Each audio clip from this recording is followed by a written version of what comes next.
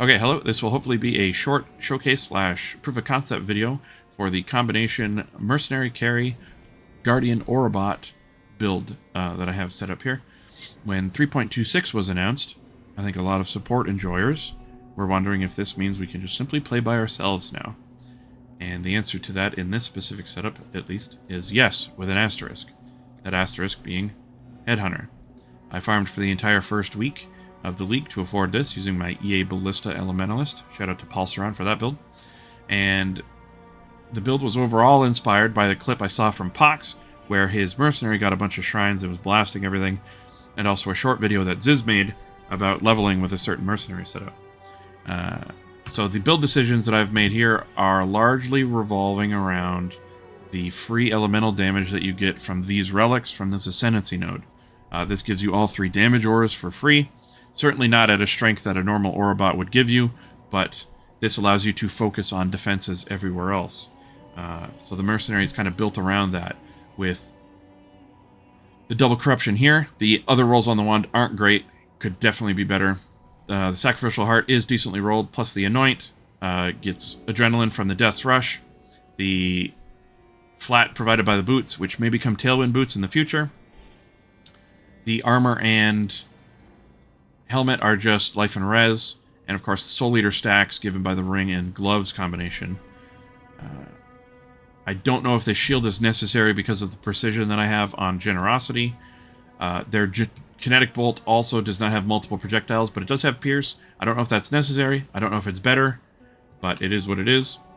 And it's not an infamous kineticist, and it's not even level 84, so it's not as powerful as it can be. My character is a fairly standard but slightly changed cookie cutter mana guardian. The changes to it mostly revolve around the survivability of my minions using these minion nodes. The block node, the regen node, the extra specters. I know mercenaries aren't minions, but the AG and the specters are, and this greatly increases their survivability, as well as the golem. This is Healthy Mind for health to mana conversion. Fortress Covenant to give them even more block. I got a bunch of block in max res nodes myself. Mana, small cluster jewel. This is very rough. This is very bad. I'm not a build creator. I'm sure the pathing is terrible. I know you should not copy this. Iterate and improve on it, sure. But copy and play this, definitely not.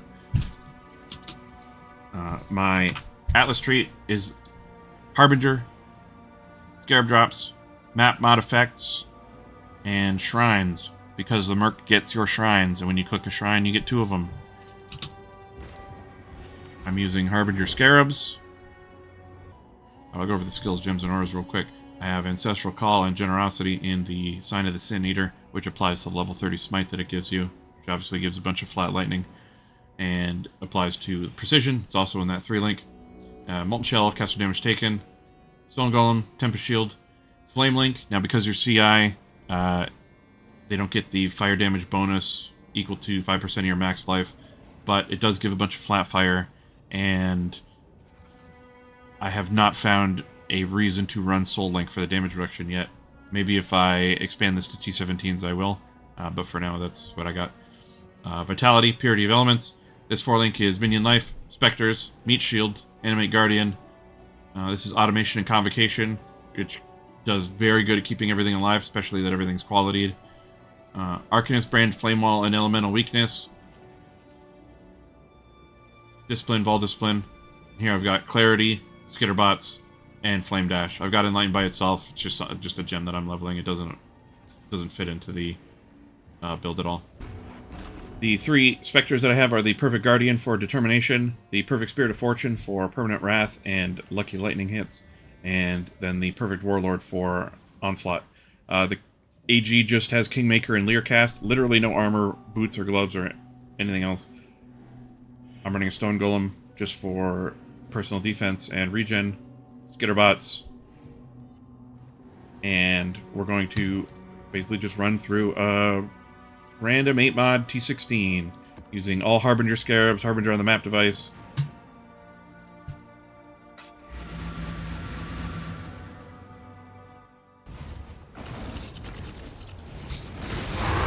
can see immediately the Merc pretty much has no trouble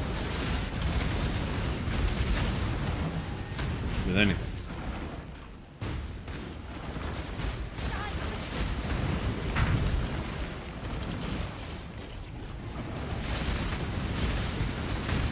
Normally what you can do is just stand in the middle of a pack and just smite.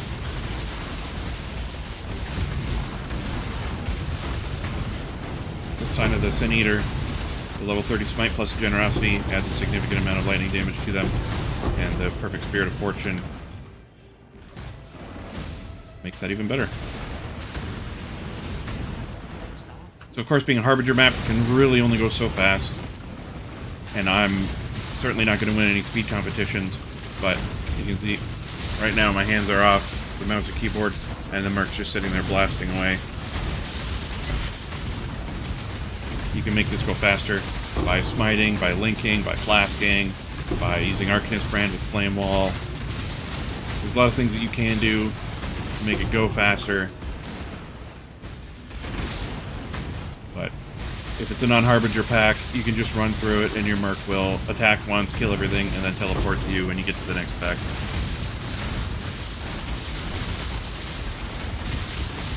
For a support enjoyer, it's pretty fantastic.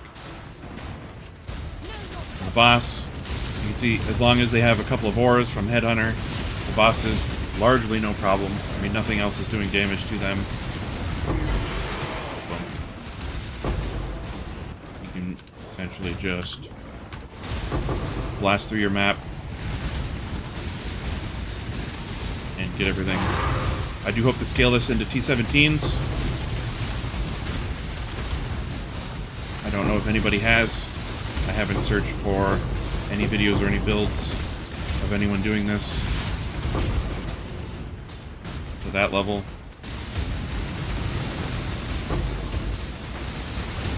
I don't normally play with icons hidden, but I don't want to pick up anything during the video,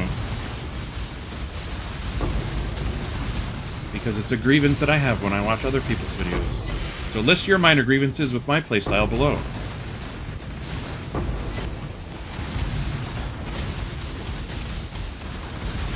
Obviously, a Harbinger map, you can only go so fast, but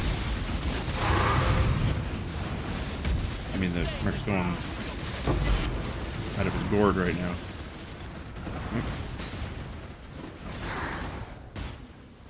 There you go. Not a perfect clear by any means, but there you are.